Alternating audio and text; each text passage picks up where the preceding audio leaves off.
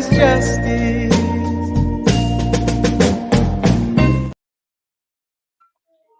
Good afternoon, you guys.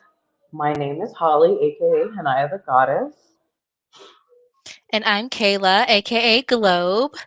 Welcome to Morning Mimosas, where we put value in criminal justice and promoting education and healing for the Black community.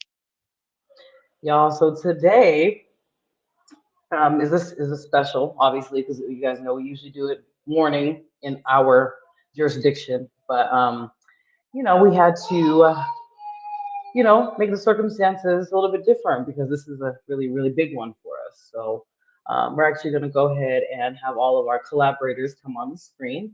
So we're going to first and foremost welcome. This could be a book podcast. Who is also our on-call guest host, Miss Fatu, to Morning Mimosas. Hello, humans. Hello, welcome, welcome. Next, we are going to be welcoming Nye from Urban Council 585. Welcome, Nye, to Morning Mimosas as well. Hi. Hey, good morning. Good morning. Good morning. And then next, we're going to be welcoming Ms. Domisha from the Zip Mouth Motivation LLC podcast. Welcome her as well. Hey, everybody. And then last but not least, from the Reformed and I'm gonna say it wrong. Miss Chambers. I'll have her. I'll have her introduce herself. Miss Angela Chambers. I didn't want to butcher your talk show name, so Hello. go ahead and tell. It's Refocused and Informed Radio Talk Show. Thank you. Hello, everyone. There it is. I apologize. I didn't want to. Y'all, so the subject today is Oklahoma. Y'all are dead wrong. Can we just start there? Prentice Pons is the subject of today. He is a brother that is currently serving a life sentence plus 25 years for insurance fraud and robbery. But as me and my fellow ladies were looking into, there's a lot more going on there than just that.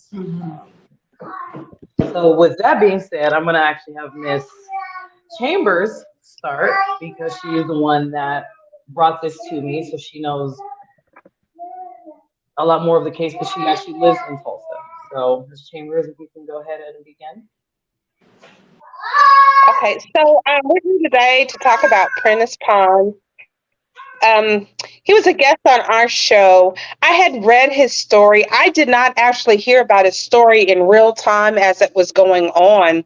But on our show, my previous co-host, invited him on to tell a story. And as he told his story, I was in disbelief, a lot of emotions, disbelief, I was angry. It brought you to tears. There's just no understanding. I mean, you just can't comprehend how in 2023 or 2022 at that time, that this is still allowed, that this is still the way the system, the good old boy system operates, especially in Oklahoma. So in Oklahoma, we have thousands of people who have been wrongfully convicted. They're coerced or talked into taking pleas. Just because we stopped you and arrested you, it doesn't matter if you did whatever we're saying you're doing. You can either take this plea or go in front of our all-white jury and be sentenced to 25 to life, period. And that's unfortunate. That's not the system we should have in place. That's not what we have in place, but that's how it works in Oklahoma. And so it's crazy. Prentice Pons was arrested for insurance fraud and robbery is what he was charged with. He received a life plus 25-year sentence, which is unheard of. So let's say he's not guilty, by the way. He did not do this. He shouldn't have been charged with it. But just say he did do that. Let's say he did commit fraud by turning in a fraudulent insurance claim that was never paid out, by the way. It wasn't like he turned it in, received money, and should be charged. He filed a rightful claim, Uh-oh. Mhm. Oh no. She Okay, cracked a we little lost bit. She'll come back. It should come back. Okay. She'll come Yes. back. So we apologize for that. So I'm actually gonna have either Miss Fatu, Miss Domisha, or Nye. One of you guys can go ahead and speak on the matter from what we looked at from the case files. So Okay, whoever. so I was able to speak to Mr. Pons over the phone a couple of times, and you guys can hear me okay, correct? Mm-hmm. Mm. Oh, Yes, there sir. she goes. I'm sorry, I don't know what happened. It just went off. So in we were saying hypothetically, if he did do what he was charged with, he still shouldn't receive a life sentence plus 25 years. There's a lot of things that are going obviously wrong in Oklahoma. The 3 times strike deal, the former conviction that adds charges, the original charges back, and gives people time. But in Prentice's case, he's being charged, and it's a retaliation problem or issue because he had former dealings. And I say dealings, he was a smart mouth young kid, like a lot of our teenagers are. And the police officer was offended, a young Black man talking anyway, defending himself to an officer. They see it as a threat. They see it as disrespect if you're anything other than yes, sir, I'll do what you say type deal. And that's just not that's not our young men. But to be able to, the insurance commissioner used his position. He was a former police officer or detective. He used his position and his network to take this man's life away from him. To be gone for as long as he's been away, to have a sentence of life plus 25 years, he's trying to take his life away. I'm sorry, will he be on this call?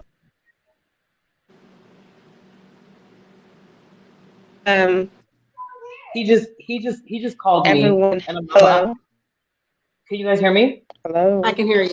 Yes. Oh yeah. No, Prentice just called me. I'm waiting for him to call back. Okay. So that's why the charges are I'm back sure active, I because they can't added those see back. or hear anyone. I'm not sure if we're still on. Can everybody hear me?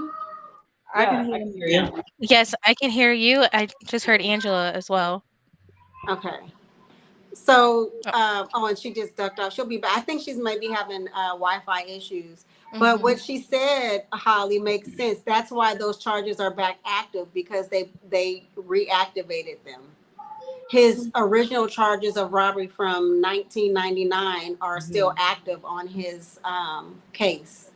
It shows active. It doesn't show dismissed at all. For me, I think the most unique thing about this case was that it started with an insurance claim for a car of his. Mm-hmm. And because of that, for whatever reason, they were trying to investigate it as a fraud. So we can, count that as racism right there. He was defending himself in his own home. So it's like, as a Black person in America, if we can't defend ourselves in our own home, then what can we do? Exactly. In general. Right. Well, they're trying to say that he knew the lady that backed into him. So that they're trying to just make it all around fraud. And you would have thought that he would have collected a check on behalf. Correct. So if he didn't collect the check, how did he fraud them?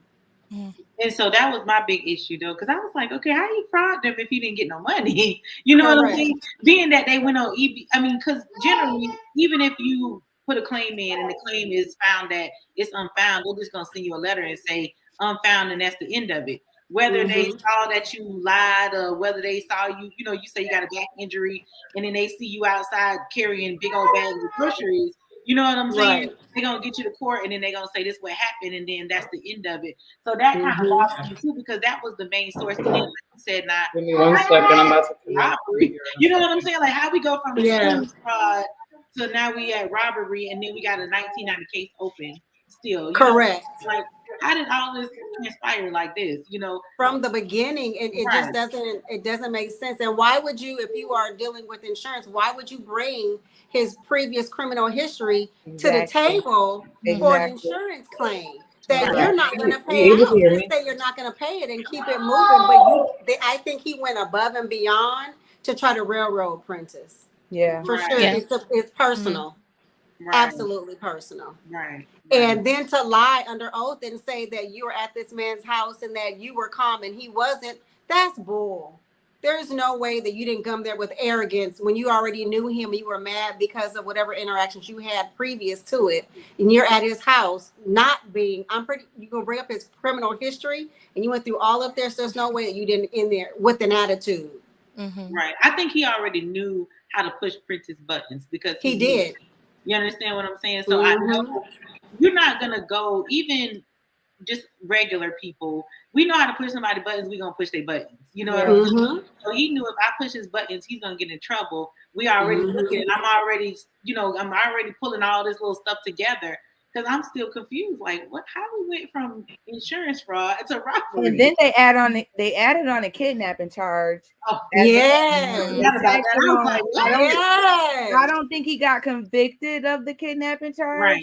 Right. But in reality, the insurance adjuster attacked him first. Exactly. Correct. Regardless if I you got believe it. upset, if you coming in my house, I'm trying to get an insurance claim. I see you got my criminal record that don't have nothing to do with what we talking about today. I'm gonna get upset. It's fine. I can tell you to leave. Yep. But who are you to attack me and my home because I'm telling you to leave? So now the question is, what laws do we have that protect us as Black people? Do we have any?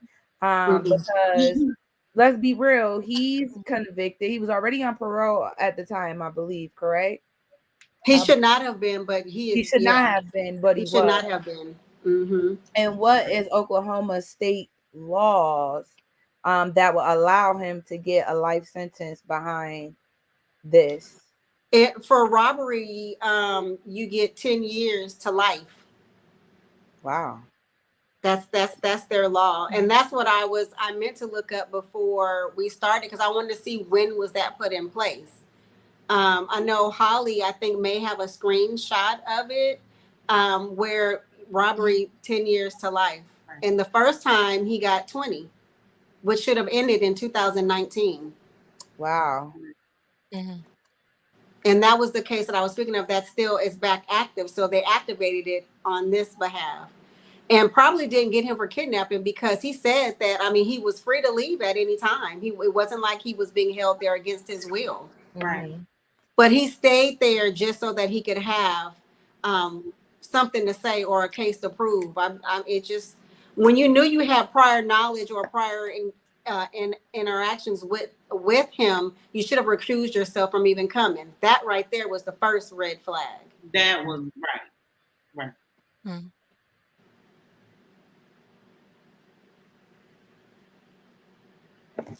Can you guys see this? Yes. Okay. So this is what me and Miss Fatu were looking at. But you already explained it. I guess the three strike rule was able to bring a prior case back into. But I don't get that. Why is it like that? I don't understand. How are you guys? I think that it would be interesting that if he did not have that robbery case, to see if they would have added robbery on for the life sentence. I think it was added on purely for the life sentence. Hello. Mm. Okay. So it's almost like, he had a prior. And so, of course, they're trying to say that he took, photos and other things. But he came there armed to push his buttons. Right. Hey guys, I have Prentice Pons on the line. Prentice, can you hear? Yes, ma'am. Can you guys hear him? Yes. Hello. Yes. Hello, everybody. Hello. Hello. We are sitting here talking about you. Is there anything you want to tell the people that don't already know what's going on? Well, I just want the people to know that, you know, I'm innocent and I'm fighting my fight, so none of this will ever happen to anybody else again. Yeah. And if there's any questions anybody got, I'm free to answer any questions. I've put all the paperwork out there. I've done everything from the beginning to the end till now. What I felt was the right thing to do, but I ended up getting messed around by the system. I clearly think that it was personal. Yeah. Agreed. This was personal because, you know, how dare you, you know, start off life, you know, and you already had the burglary, and then you know, got out and started turning your life around and became a productive citizen. How dare you? That's their thought process. That's exactly what it was. Mm-hmm. Mm-hmm. That's exactly what it was. I have a question for Mr. Pons. Can you hear me? Yes, ma'am. Okay. Yes, ma'am. This is Nye, by the way. Hi, Nye. Hi. Based on, you know, the things that we've talked about and the facts of your case, is there anything that you felt like you would have done different, or do you feel like you did what you did and you're standing on it, or how in perspective now? To answer that question and to add to that question, would I have changed anything that happened that day? I don't know what I could have changed. I don't know at that point in time what I should have done other than what I did. And I did what I felt was right because, like I spoke with you before, you know, and I've told all of my advocates and all that, you know, I personally, from going through spending that time in prison, and got out and started on the right path to doing what I'm supposed to do and to be a productive citizen, I don't see myself changing anything that happened to me because I didn't ask for them to send that man to my house. I didn't ask for him to be irate. I didn't, you know, when I felt like I was uncomfortable with the situation that we were having, with the conversation we was having, I asked the man, hey, at this present moment in time, I feel like I need my attorney. I'd appreciate if you leave my house. That's all I said to the man. And at that point, he should have just got up and left my home because I felt uncomfortable. I agree with you 100%. He should have. I agree. I'll take it a step further. I feel like he should have never even stepped in your home, period, because of the prior interactions. He should have never come to your home. Someone else should have come. Yep. There it is. There it is. I feel like it was a setup. I feel like they intentionally set him up. Yeah. Absolutely. They already knew what the history was.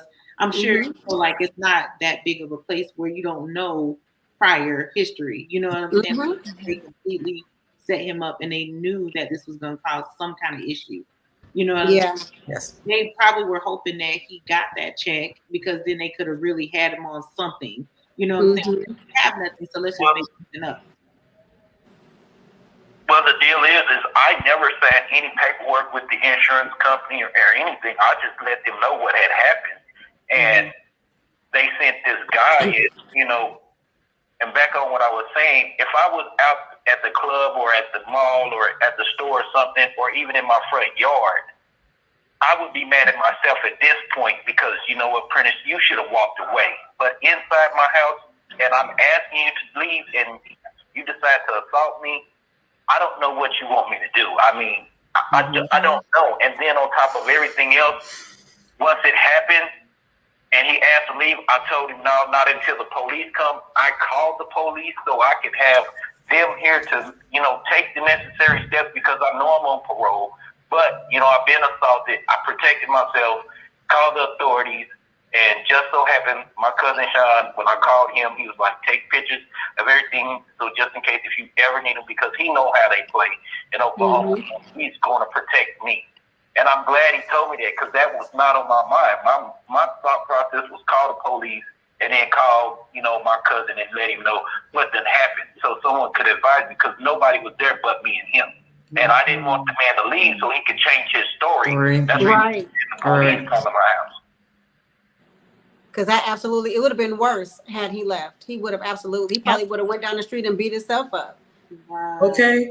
Right. At this point, yeah. I feel like it was all a setup. Even if somebody else was in the home and would have even said that this man came over, with the attitude or whatever, they still would have tried to come up with the same thing. I feel like it was just all by design, to be honest. Yeah, I agree.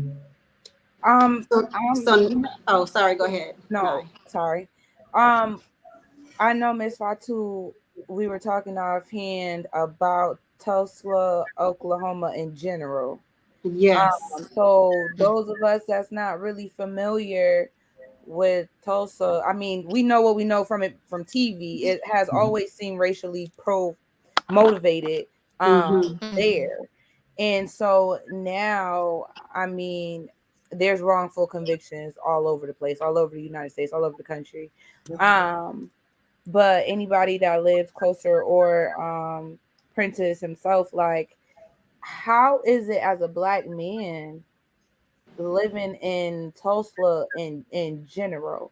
Because we know we're Black living in America, but if we narrow it down to Tulsa, Oklahoma, like, what can you give us any background about that? Well, when I was coming up in the days when I was coming up, it was just, normal stuff for us kids and all that. But, nowadays they have so much other stuff going on that I just stay out their way. I was, when I got home, I decided before I came home, man, I can't do prison no more. It's not for me. And so that's the reason why I got me a job, working 6 days a week, 13-hour days, and every other Sunday mowing yards. And because I didn't want to go back to prison. Prison was, I couldn't stand it. When I was coming up, it was being in the streets was more of a hustle to me because, I didn't grow up in the best conditions. So I wanted stuff, and then I had siblings. So everything that I did was to help my brothers and sisters and, the kids that was in the neighborhood that didn't have their parents and make sure that I get them to school and all that. But I really just don't know, what they got going on these days. They done armed them and gave them all the guns in the world. I stand clear of them. I don't even participate in any of the stuff they do. I just hate that the incident happened at my house, man. To me, it's, I don't know where we're going to go from here if we start losing the rights inside the house. I didn't kill nobody. All I did was protect myself, and I got a license of 25.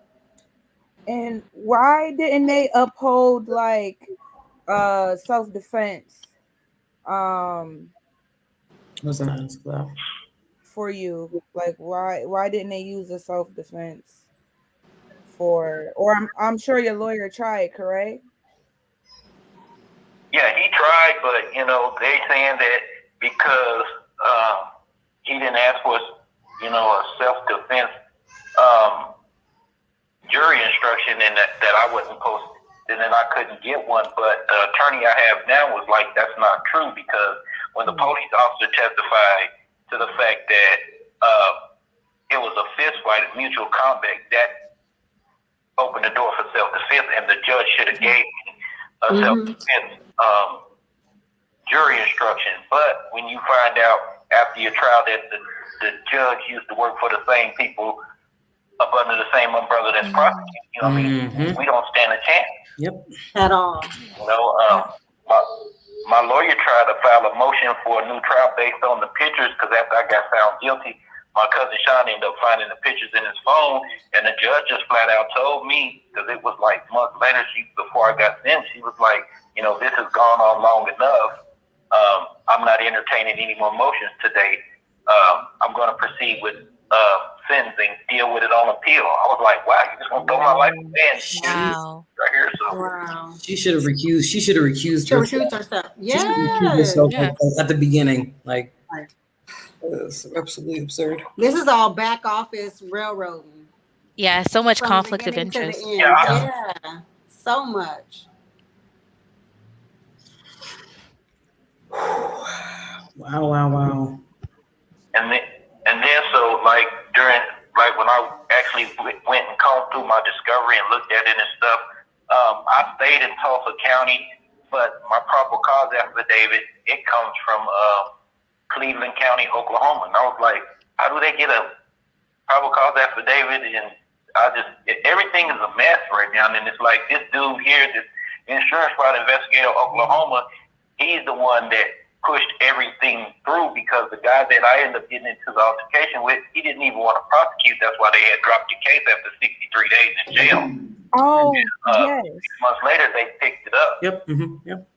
So they originally dropped all the charges, Mm-hmm. and you Right. were living your life, and then they came back and picked it back up and Yep. said, "Wait, so we not dropping those? Matter of fact, come back." Mm-hmm.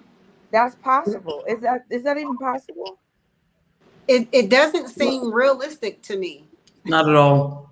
It just At depends on all. what the time limit was, because they can, but it's within the time frame. So it depends on what Oklahoma's time frame is. But Oklahoma doesn't, like, they don't give good explanation of their laws.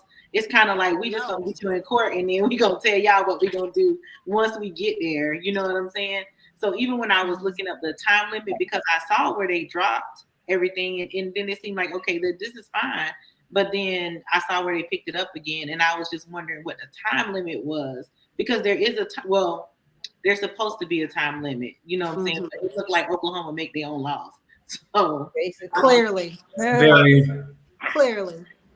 When I talked to the attorney, he was like, when they dropped the case, I was like, well, can they bring it back up? He says, no, they can't bring it up unless they get some more evidence to go ahead to further prosecute. Well, what happened 6 months later, they picked it up, and then when I went to preliminary hearing, they added the charge of kidnapping, and I was like, what? But, you know, the insurance fraud investigator, I guess, went and told the district attorney's office that I made a statement to him, and that's why they picked it back up, saying that I told him that I did the insurance fraud, but I didn't do the robbery. And I was like, man, when I was talking to my lawyer, I was like, man, I haven't said nothing to that guy, but take me downtown and book me. But when my lawyer asked for a Jackson Dental hearing, they didn't give us the Jackson Dental hearing because they knew that guy couldn't produce no document or a video or anything, because my lawyer asked him at trial, was like, well, you're saying that my client made a statement. Where's the statement? He was like, well, where was you at when he made the statement? He said, we were at the detective division downtown. And then my lawyer said, well, okay, was it recorded? He said, well, I didn't ask for it to be recorded. And so my lawyer was like, well, what about the Miranda paper? He was like, he didn't cite it. Well, of course not, because I ain't making no statements. You know, I told you, take me downtown and book you.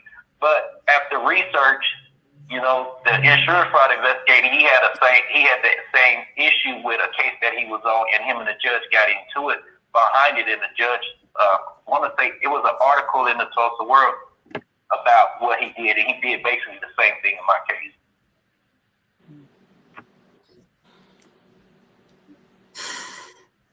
This is some bullshit. I mean, I'm telling you, all this is absolutely absurd. It's unnecessary, shouldn't happen. It's just Life over something that somebody could have made up. I can say boo boo the fool. Does that mean that I said it to you in a threatening way? No. Right. And there's nothing to back it up? Okay.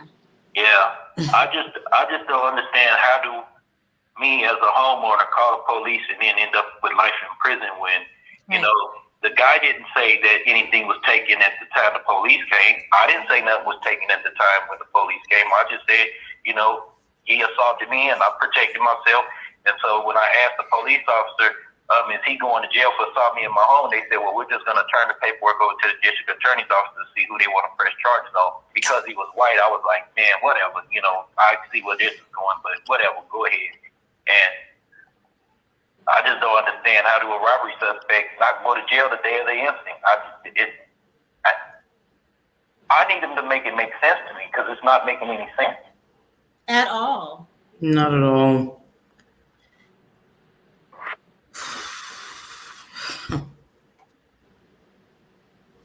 I mean, I wasn't in no financial binds or anything like that when I was out. I mean, I had a real good job making like $6,000 a month. I had no cars paid for.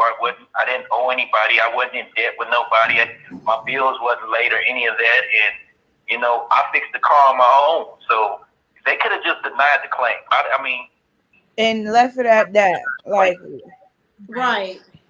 But how is it insurance fraud if you did not collect any money? That's what I'm not. Make that make sense. How can you claim that I defrauded an insurance company when you didn't pay me a dime?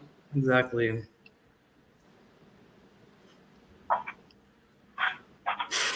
Because they make it up as they go to railroad, especially if you're black or minority.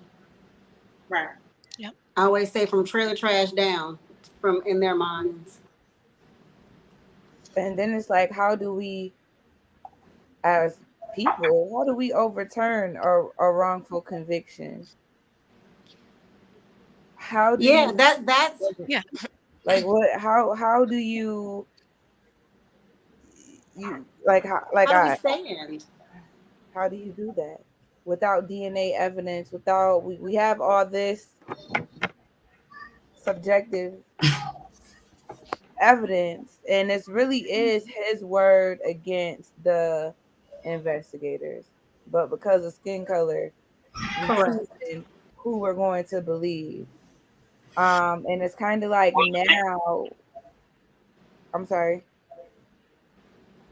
I was gonna say, well, the thing is now is, you know, I went to trial. I never got on the stand. I never said nothing. The pictures show what he testified to was a blatant lie, because he testified that my lawyer never asked him at the time of the incident what happened. He described what happened, and then when the altercation took place, he downplayed it. But he said, you know, during the fight, Mr. Park took my file and my paperwork. And then they asked him, well, what happened after the fight? He said, well, Mr. Park gave me some water, drink, and paper towels to stop the bleeding. And that's the reason why the picture is so important, because it shows him standing in my kitchen drinking that bottled water with the bloody paper towels on the floor right beside the stuff he said was taken during the fight.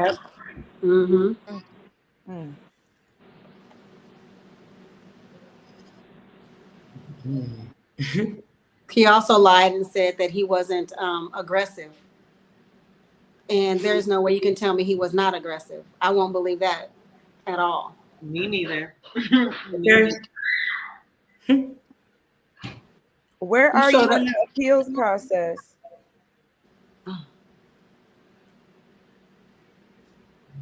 Can you say that again?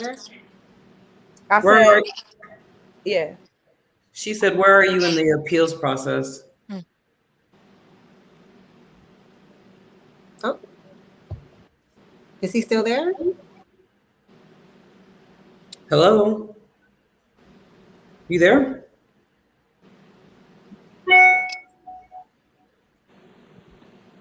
Oh, it must have Did you cut turn off. Yeah, it must have cut off. He'll call us back. At least we got to hear from him. Yeah. Been able to hear it out his own mouth. It's so insane to me, but especially because it's Tulsa, I feel like the law was written the 10 years to life on a robbery, no matter what the robbery is. 10 years to life is the whole life situation is outrageous to me. Outrageous. Outrageous.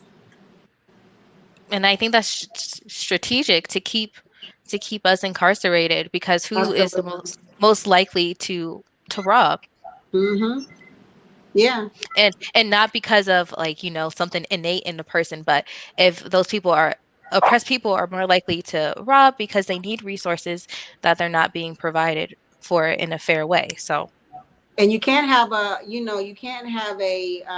nonprofit, because then you have a congresswoman stealing your money. Okay, so Vanessa Hall Harper. I mean, so then you can't even get the resources on an up and up way, because she's stealing the money. Okay. We said your name, ma'am. We lose. Wait. And she's supposed to be kinfolk, but she's not. So But that they makes say it all even skin bigger. folk ain't kinfolk. It's showing. Yeah, all 100%. kinfolk ain't kinfolk. No.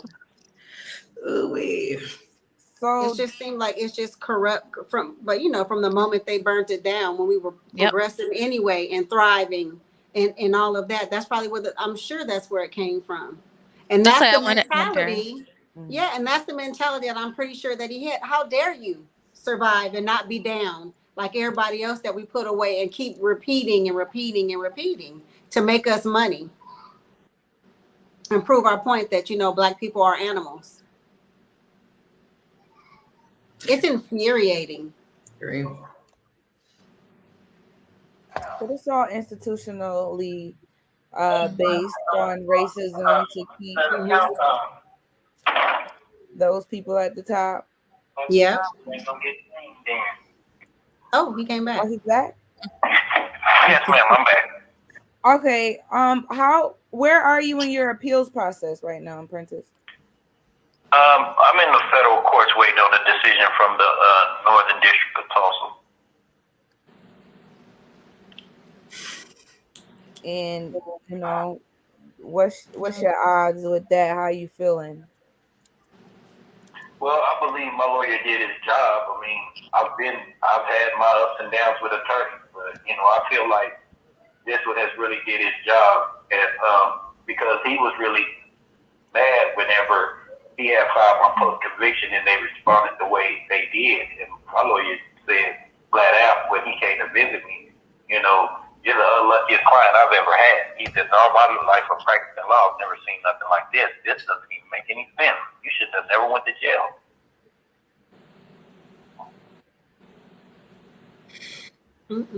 Oh, yeah.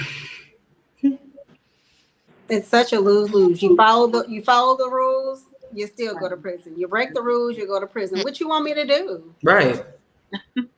And there's no protection, no benefit of a doubt for us. Like, that's why the stand your ground law that's going It's around bullshit. doesn't give me any comfort as a Black person. No, not at all. Y'all remember George Zimmerman? So. Oh yeah. So let's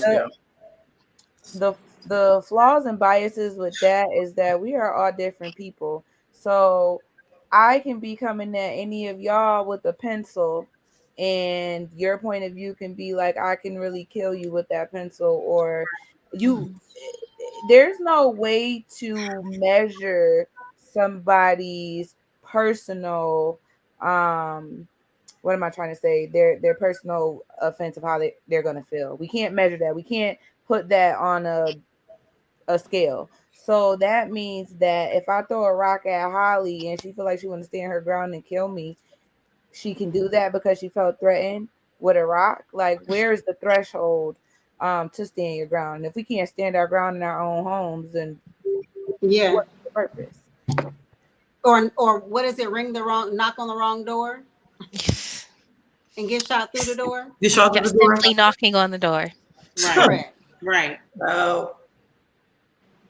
And it's so crazy because, there's evidence to show the contrary, that if it was the reverse, there would be no, it would have just been, if Prentice would have been white and the opposite would have come. Okay, you stood your ground, everything is fine, and then we're just going to keep it pushing. Yep. Right. I just. It's really funny. Especially white people, they always like to say that, you guys put race in everything. And I'm like, is race not in everything for the most part? Like how can we not? You feel me? I think if you don't have to deal with it the way that we do, then you don't see it the way that we do. You know what I'm saying? So I think on that situation, like, people should just be quiet. You know what I'm saying? Because you don't have to do it on the same, like, you don't have to see it every day. You know what I'm saying? Like, you don't have to fight the fight every day, no matter where you go, whether it's a job, whether it's a store, whether it's with your kids, whatever the situation, you don't have to fight it every day. So I just think people should be quiet, because it's kind of like, you don't know how we feel that we can't do anything almost. You know what I'm saying? You say we're in the land of the free, but we don't live in the land of the free. Y'all live in the land of the free. Okay. We live in the land of, like, we allowed to do this, And we better not do that. And please don't say that, because if you do, this is what, you know what I'm saying? So it's not like if you don't live in that world, you don't know what it's like. It's crazy because I see all of us on the screen, right? But technically and legally, if we were all out together, like at the mall, they could arrest us for loitering because we're in a group of people.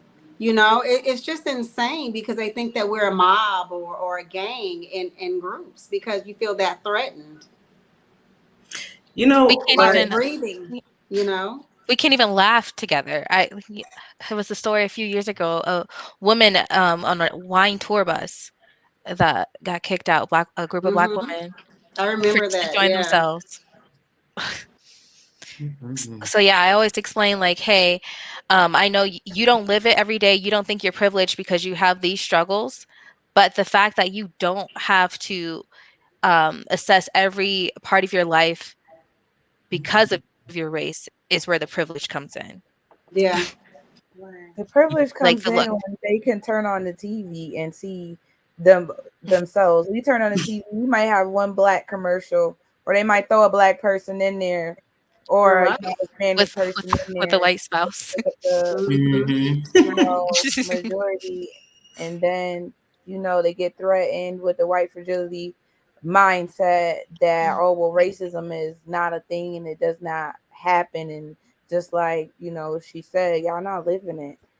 So y'all don't understand, and it just goes to show how can a Black man that's protecting himself, and I keep going back to that because it's important to know that he was defending himself and got in his own home. In his own home. They could have sent him a letter and said, we're denying the claim. Correct. For whatever reason. And if you want to appeal it, here goes where you appeal it at. You know what I'm saying? Right. Because there's a paper trail. I'm the paperwork queen. So there's always a paper trail that could have been done instead of the behavior. You understand what I'm saying? Like, I mean, because he wasn't in the front yard. You're in his own home, inside the four walls. Right. He was supposed to do what? Let him beat him? No. What? No, not at my house. No, it's not going down. Yeah, no. It's insane. It's disheartening and it's discouraging.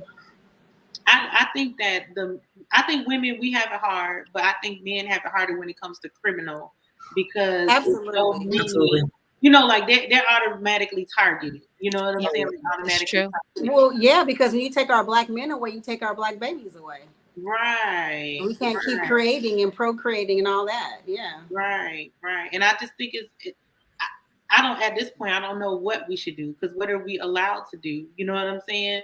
I'm kind of like him, like we could keep fighting and fighting and fighting and fighting and fighting. And then what? Like I have 2 teenage boys and I have to teach them, like, you're already a target. You know what I'm saying? They're both young age, but one of them is 6'3", he's 15. The other one is 5'9", and he's 12. So you already big and you Black. You understand That's what I'm enough saying? fear for them right there. That's so you have to, like, mind yourself. I had to tell my son the other day, you can't walk in the store with your hoodie on your head. I know that's what you want to do, but you just can't do it. You know what I'm saying? And it's a shame that I have to explain that process to my kids. Like, you cannot do that. You know what That's I'm saying? a hard conversation too. I had to have that with my son. It's so hard to explain. It's not verbally hard, but emotionally hard, that you have to say, you can't look a certain way, you can't do this, when you see people walking about freely doing whatever they want to do. Right. But like I told my son the other day, I have to protect you. It's not that you can't be yourself, because you can be yourself in certain instances.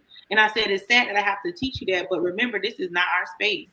You understand what I'm saying? Like, they look at you automatically as a target. Like, oh, well, he's a thug, but he's not. He's a gentle giant. You feel what I'm saying? Yeah. He's big, but he's gentle. He's very respectful, but at the same time, they're not going to give him the opportunity to display. One thing that I can say that we can do to help, and this is just conversations that I have with like other people. I was never one of those Black people that was into politics.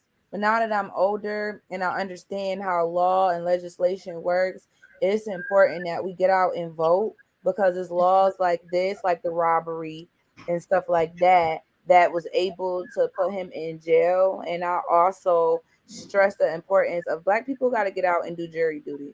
We have to. I know because of our socioeconomics, it's hard if you got to miss work and they're not paying you or part of this. And a lot of it is racism. You know, if they call you up while they're doing jury selection and say, have you ever been a victim of a crime, or know anybody that's been a victim of a crime? My answer, I grew up in the hood, is going to be yes.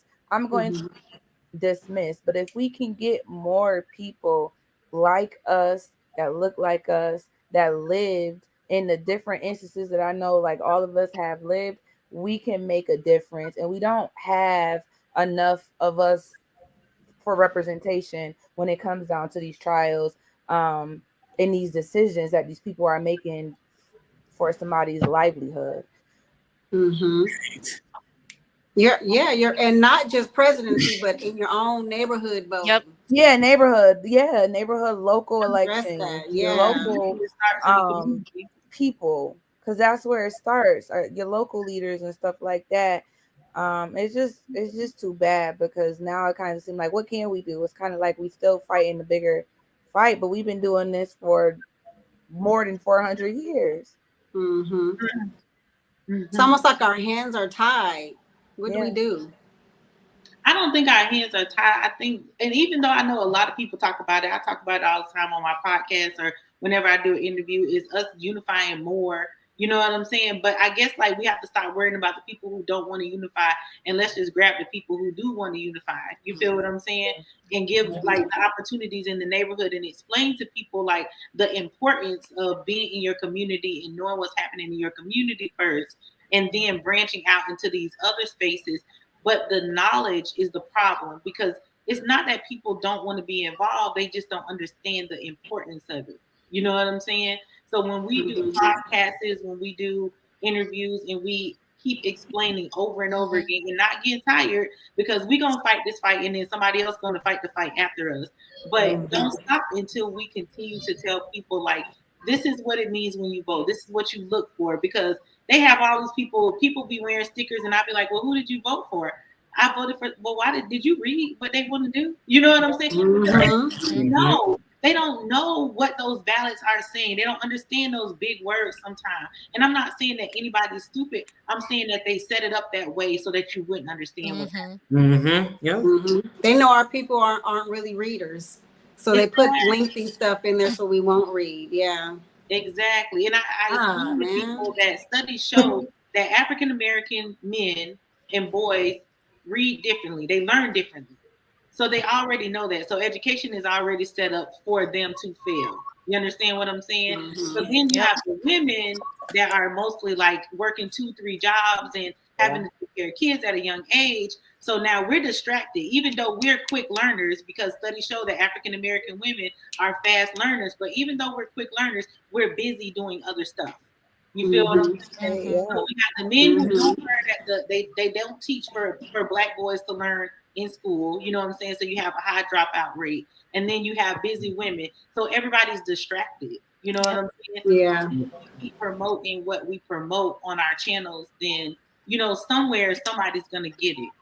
You know what I'm saying? Especially all the time. If we're showing the balance and what to look for in these little words, these little jogging words they use to confuse you. No, this is what it really means.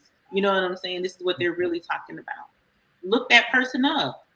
See what they did in their towns. Did they come from a place like Tulsa that was racially most motivated? You know what I'm saying? So you have to be careful with that too. But because they don't know, they don't do. Yeah, it's not a lack of caring, is what I've learned. The older I get, the more I realize it's not that people don't care about it. They just don't know where to start. It just feels like a completely foreign world. So that's why podcasts like this and platforms and getting together like this is so important, especially over audio and video, where pretty much every type of learner can grab that and take something from it and move forward. But if it's all in text, a lot of people, text isn't as grabby. Even just in this generation with how technology is advancing, that's not even how kids' brains are even designed to absorb information the same anymore. So Mm-mm. this is a big way to do that, and I have been seeing it more and more. I just want to see more of it from us, as I see it a lot with the LGBTQ plus community and things like that. And I'm like, oh, so this is how they're doing it. They're making TikToks. They're showing showing like videos of conferences and things like that. And I'm like, okay, this is the formula. This is how you inform people, and that's what we're doing. That's what we're starting to do here with Morning Mimosas, and what you ladies are doing with your podcast. And that really is probably going to have the biggest impact. It's just arming people with the information. Amen. Boom. Yeah, God was That part. Mm-hmm. Prentice, are you still there? Yes, ma'am, I'm there. Okay. Ooh, yeah. I appreciate y'all and the hard work that you are willing to put in to make the changes, because people normally are talking about it but not being about it. And I'm glad to know people who are actually trying to be about it and be about that change. If not for our generation and the next generation, somewhere it has to change, somewhere, to where stuff like what has happened to Prentice does not happen. And to touch on that, that's what I'm trying to stop. I know through history, in order to have change, somebody has to be sacrificed or has to be a sacrifice. It's like with the race riot in Tulsa, we know it. We were blind to the fact, but then when we got the proof, we stood behind it. Now we started raising, our voices. And that's what I want people to take from my case. If you got any questions, read about it. I mean, all the paperwork is out there. Somebody has it that they can email you everything, and just whatever you need, whatever questions you have. I mean, it's in the paperwork. And once you read it and you keep going over it and you keep coming up with the same thing, be a voice. Let's not let this happen to anybody, because either from now or later on, where your kids grow up or your grandkids or you as a homeowner, this could be you in this situation. I'm just fortunate enough to stand up and wasn't going to take what they were going to give to me because I knew it was wrong. So I'm sacrificing. I'm taking the brunt of it right now, but I need help and I just need your voice. I'm taking care of everything financially. I just need people's voice. I don't want them to pass me up to push me under the rug or have that conversation in that room where nobody's involved in. You're sitting there quiet with no. Right now, you can demand what you want. You can demand change with my case because it was outright wrong. I mean, there's nothing about what you did in this entire case that's right. So you shouldn't be quiet. And that's why I'm not being quiet. I've been mad since it started. And I've been saying things the whole entire time, and I'm not hiding anything from anybody. That's the reason why I put the paperwork out there and send it to everybody so you can read for yourself. You can go through it with a fine-tooth comb. It is what it is. They really did what they wanted to do, and I just wasn't standing for it. I mean, I'm not what you wanted me to be, and I continue to not be what you want me to be, because I could have came in prison and acted a fool, didn't do nothing, and went crazy with this license. But no, I go to school every day. I just graduated from college with one associate. I graduate in 2 weeks with a second associate, enrolled in Lincoln bachelor's program, and I don't get in trouble. So I'm not what you want me to be, and stop trying to make me out to who you want me to be, because I'm not that person.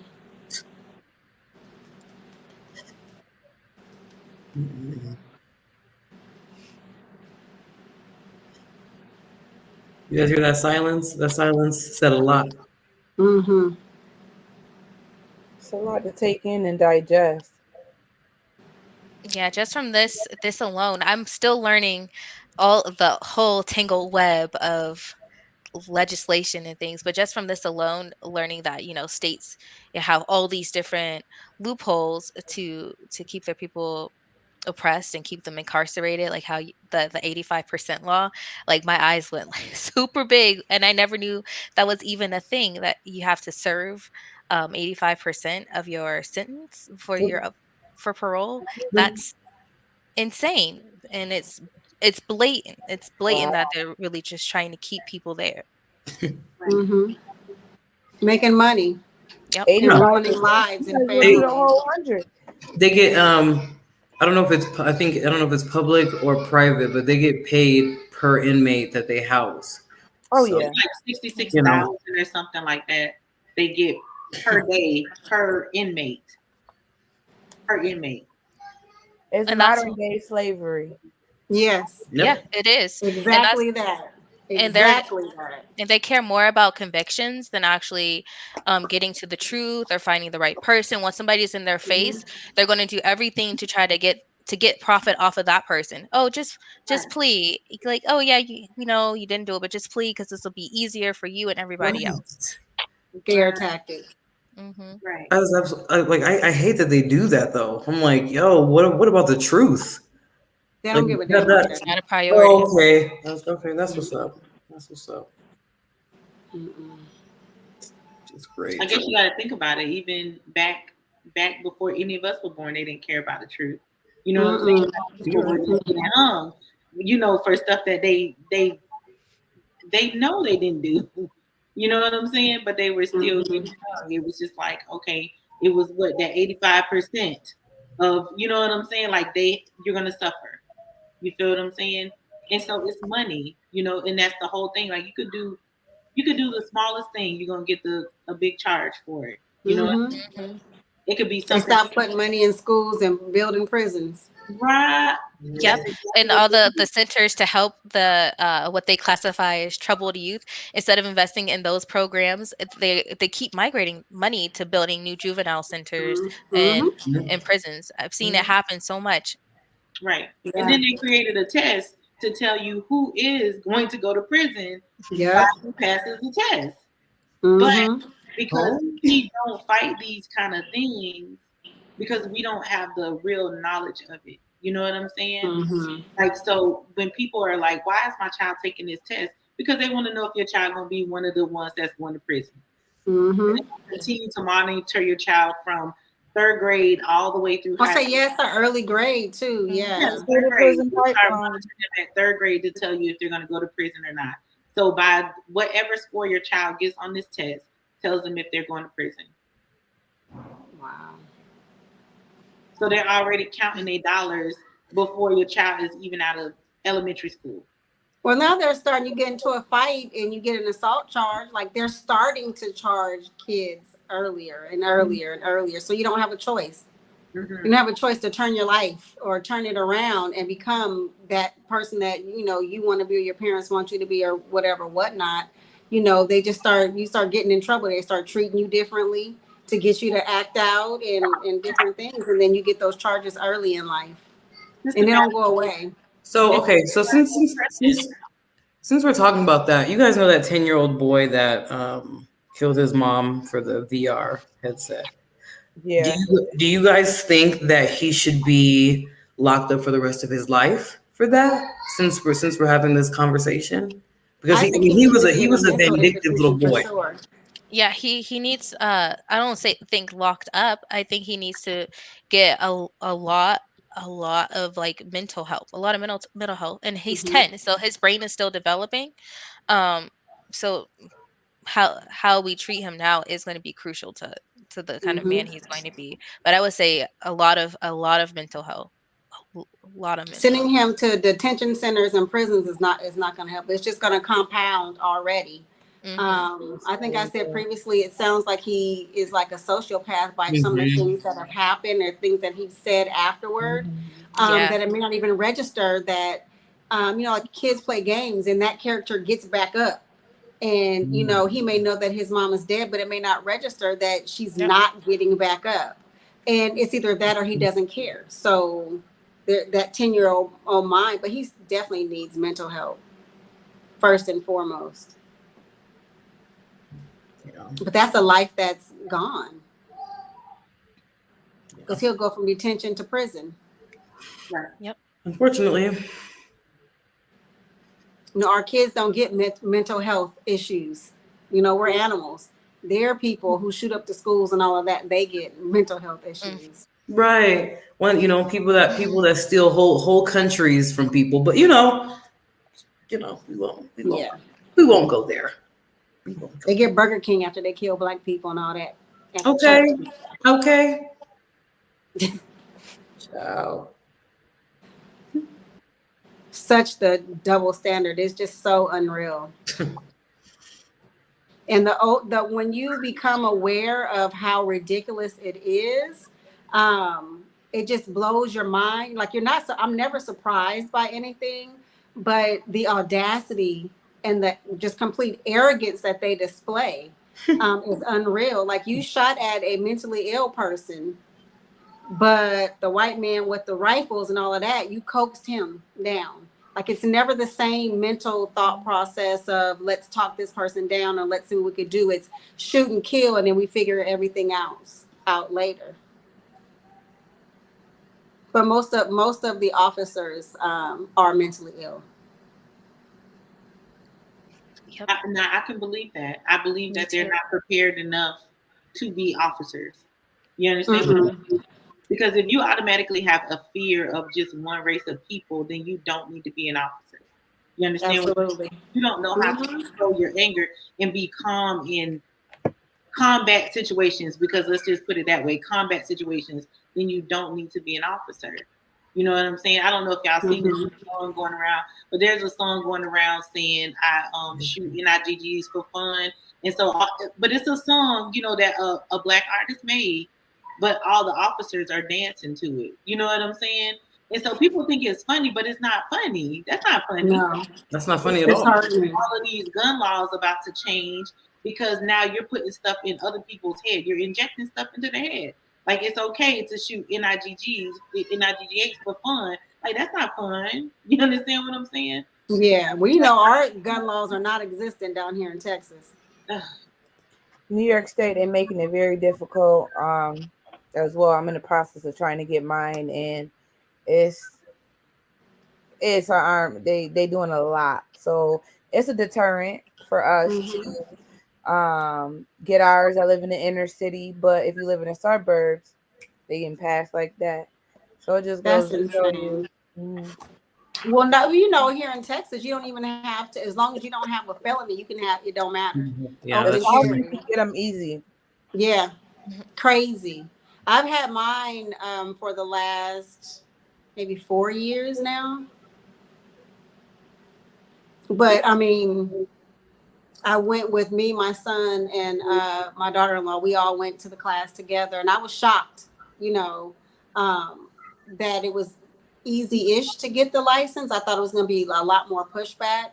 But then after that, now you don't even need it. You can walk in and get your gun and all, as long as you pass a background check, depending on this. True. That is true. But they don't want us to have it. In like California, you can't really have it anyway. So I can basically carry my weapon with me anywhere I go, except for like New York and California. Hey, Prentice, is there anything else you want to tell the people before we get out of here? Yeah, I want to tell all y'all thank you, and all the other advocates and the people that advocate for me. Yolanda, with Angel Bowles out of Oklahoma City, Francetta Mays, Angela Chambers, and Fondia Bell, and Maya, and just everybody who does, and Demita Bishop.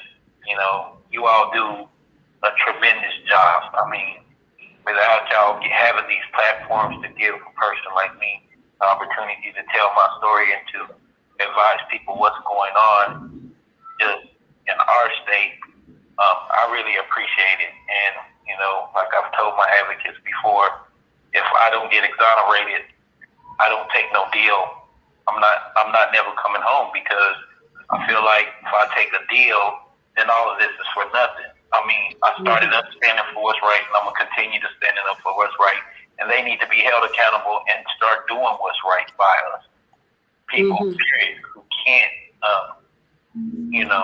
have the voice that they need. And all I'm trying to do is change the way, or make an impact on the way, and bring light to what going on in Oklahoma. And if anybody, like I said, has any questions or whatever, just get involved. Just, we have to stand up for something because our ancestors have stood up before us. So, you have the proof, you have all the information you need, get involved. I have to look out for, the people that coming up behind me, and I just feel like, what better time can we do it? Because I'm going to continue this fight. Regardless of what happens after today, I'm going to continue to fight because I have grandchildren that's coming up behind me. And I don't want to see them go through this. And, I got a mother at home, and, I would hate for somebody go in her house and do something to her and she can't protect herself without fear of her going to prison. We're homeowners. That's what we strive to be as homeowners, to leave our children something. But as it stands right now, I can't leave my kids nothing because the state of Oklahoma did what they did to make sure that I don't have anything to leave them. But I'm not bitter behind it. I'm just mad at the system, but I'm not mad enough to where I do something that's going to jeopardize me coming home. So with that being said, I appreciate everything that y'all do for me. We will continue to fight for you Yeah. as much as we can. Yeah. The mental strength is outstanding. Mhm. Yeah. Thank you. All right, y'all. It's been heavy. It's been heavy today, but Lots of emotions, but everybody got the right mindset, and we're gonna continue to fight the fight for you as well. And your fight is somebody else's fight as well. It's all of our fight, honestly. Yeah. Honestly, so that's why we do it.